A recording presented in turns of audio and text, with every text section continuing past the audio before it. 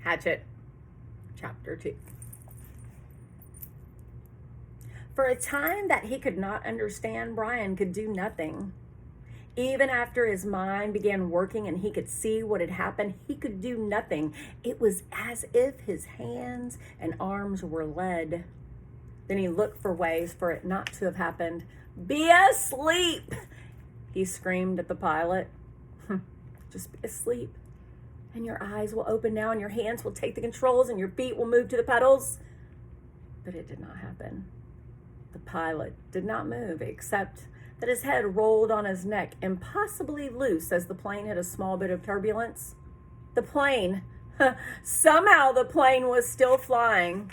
Seconds had passed, nearly a minute, and the plane flew on as if nothing had happened, and he had to do something. He had to do something, but he did not know what. Help. He had to help. He stretched one hand toward the pilot, saw that his fingers were trembling, and touched the pilot on the chest. He did not know what to do. He knew there were procedures that you could do mouth-to-mouth on victims of heart attacks and push their chests, CPR, but he did not know how to do it. And in any case, he could not do it with the pilot, who was sitting up in the seat and still strapped in with a seatbelt. So he touched the pilot with the tips of his fingers, touched him on the chest, and could feel nothing. No heartbeat, no rise and fall of breathing, which meant that the pilot was almost certainly dead. "Please," Brian said, but did not know what or who to ask. "Please." The plane lurched again, hit more turbulence, and Brian felt the nose drop. It did not dive, but the nose went down slightly, and the down angle increased the speed, and he knew at this angle, this slight angle down, he would ultimately fly into the trees. He could see them ahead on the horizon, where before he could only see sky. He had to fly it somehow. He had to fly the plane. He had to help himself. The pilot was gone beyond anything he could do. He had to try and fly the plane. He turned back in the seat, facing the front, and put his hands, still trembling, on the control wheel, his feet gently on the rudder pedals. You pulled back on the stick to raise the plane. He knew that from reading. You always pulled back on the wheel. He gave it a tug, and it slid back toward him easily. Too easily. The plane, with the increased speed from the tilt down, swooped eagerly up and drove Brian's stomach down. He pushed the wheel back in, went too far this time, and the plane's nose went below the horizon, and the engine speed increased with the shallow dive. Too much! He pulled back again, more gently this time, and the nose floated up again, too far but not as violently as before, then down a bit too much, and up again very easily, and the front of the engine cowling settled. When he had it aimed at the horizon and it seemed to be steady, he held the wheel where it was, let out his breath, which he had been holding all this time, and tried to think what to do next. It was a clear blue sky day with fluffy bits of clouds here and there, and he looked out the window for a moment, hoping to see something. A town or village. But there was nothing. Just the green of the trees, endless green, and lakes scattered more and more thickly as the plane flew. Where? He was flying but did not know where, had no idea where he was going. He looked at the dashboard of the plane, studied the dials, and hoped to get some help, hoped to find a compass, but it was all so confusing, a jumble of numbers and lights. One lighted display in the top center of the dashboard said the number 342. Another next to it said 22. Down beneath that were dials with lines that seemed to indicate what the wings were doing, tipping up or moving, and one dial with a needle pointing to the number 70, which he only thought might be the altimeter, the device that told him his height above the ground, or maybe sea level. Somewhere he had read something about altimeters, but he couldn't remember what or where or anything about them. Slightly to the left and below the altimeter, he saw a small rectangular panel with a lighted dial and two knobs. His eyes had passed over it 2 or 3 times before he saw what was written in tiny letters on top of the panel. Transmitter 221 was stamped in the metal. And it hit him, finally, that this was the radio. The radio, of course. He had to use the radio. When the pilot had been hit that way, he couldn't bring himself to say that the pilot was dead. He couldn't even think it. He'd been trying to use the radio. Brian looked to the pilot. The headset was still on his head, turned sideways a bit from his jamming back into the seat, and the microphone switch was clipped in his belt. Brian had to get the headset from the pilot, had to reach over and get the headset from the pilot, or he would not be able to use the radio to call for help. He had to reach over. His hands began trembling again. He did not want to touch the pilot, did not want to reach for him, but he had to. He had to get the radio. He lifted his hands from the wheel just slightly and held them, waiting to see what would happen. The plane flew on normally, smoothly. All right, he thought, now to do this thing. He turned and reached for the headset, slid it from the pilot's head, one eye on the plane, waiting for it to dive. The headset came easily, but the microphone switch at the pilot's belt was jammed in, and he had to pull it loose. When he pulled, his elbow bumped the wheel and pushed it in, and the plane started down in a shallow dive. Brian grabbed the wheel and pulled it back too hard again, and the plane went through another series of stomach-wrenching swoops up and down before he could get it under control. When things had settled again, he pulled at the mic cord once more and at last jerked the cord free.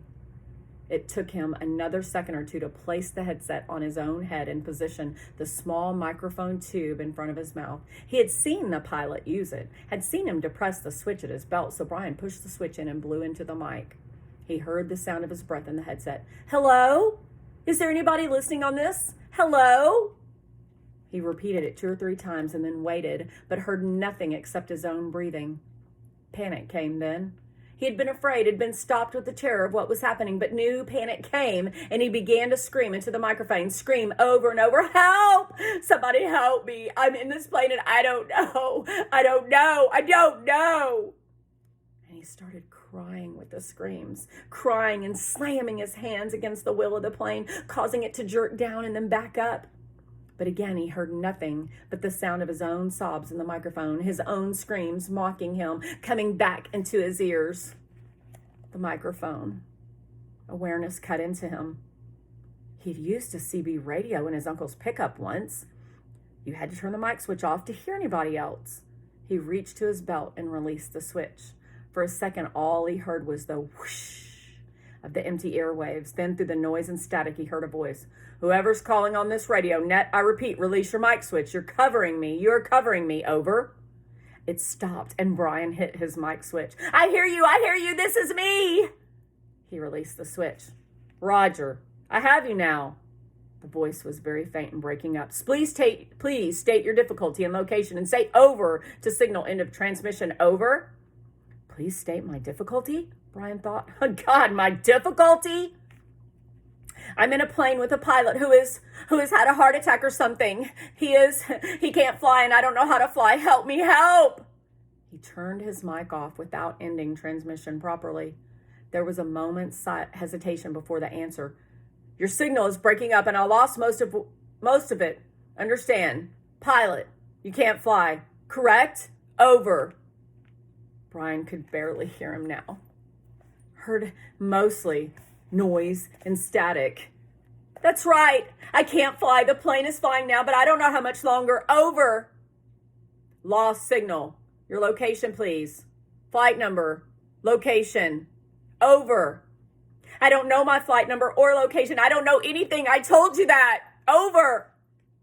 He waited now. Waited. But there was nothing. Once, for a second, he thought he heard a break in the noise, some part of a word, but it could have been static. 2, 3 minutes, 10 minutes, the plane roared, and Brian listened, but heard no one. Then he hit the switch again. I do not know the flight number.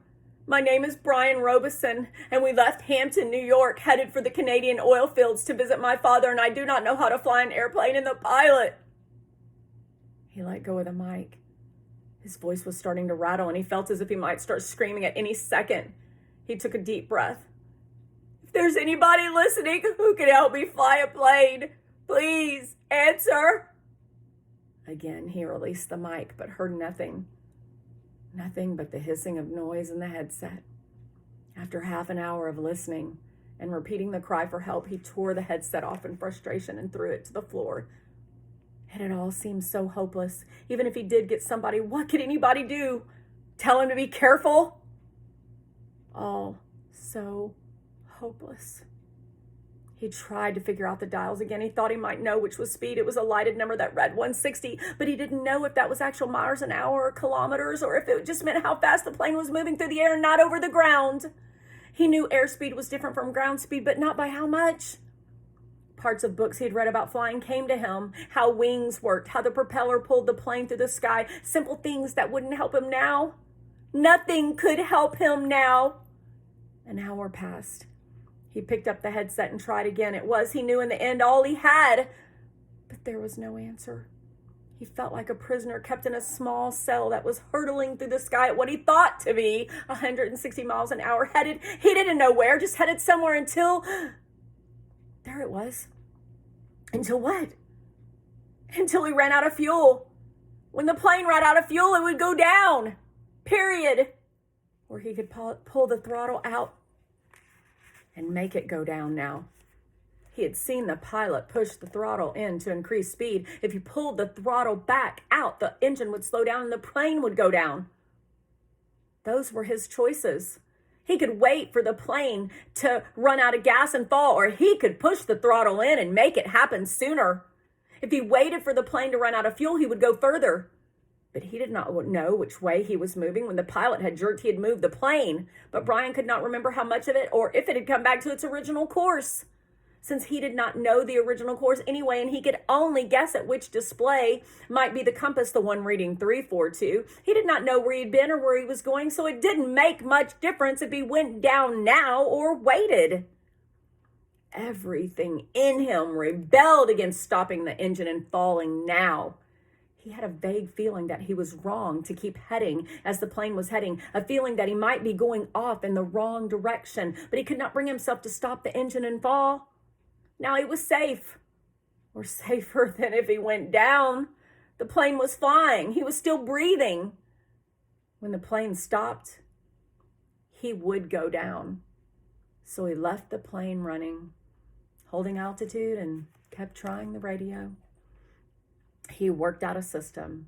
Every 10 minutes, by the small clock built into the dashboard, he tried the radio with a simple message. I need help. Is there anybody listening to me? In the times between transmissions, he tried to prepare himself for what he knew was coming. When he ran out of fuel, the plane would start down. He guessed that without the propeller pulling, he would have to push the nose down to keep the plane flying. He thought he might have read that somewhere, or it just came to him. Either way, it made sense. He would have to push the nose down to keep flying speed, and then, just before he hit, he would have to pull the nose back up to slow the plane as much as possible. It all made sense. Glide down, then slow the plane and hit. He would have to find a clearing as he went down. The problem with that was that he hadn't seen one clearing since they'd started flying over the forest. Some swamps, but they had trees scattered through them. No roads, no trails, no clearings. Just the lakes. And it came to him that he would have to use a lake for landing. If he went down in the trees, he was certain to die. The trees would tear the plane to pieces as it went into them. He would have to come down in a lake. No, on the edge of the lake. He would have to come down near the edge of the lake and try to slow the plane as much as possible just before he hit the water. Easy to say, he thought. Hard to do. Easy say, hard do. Easy say, hard do. It became a chant that beat with the engine. Easy say, hard do. Impossible to do. He repeated the radio call 17 times at the 10-minute intervals, working on what he would do between transmissions. Once more, he reached over to the pilot and touched him on the face, but the skin was cold, hard cold, death cold, and Brian turned back to the dashboard. He did what he could, tightened his seatbelt, positioned himself, rehearsed mentally again and again what his procedures should be. When the plane ran out of gas, he should hold the nose down and head for the nearest lake and try to fly the plane kind of onto the water. That's how he thought of it, kind of fly the plane onto the water. And just before it hit, he should pull back on the wheel and slow the plane down to reduce the impact.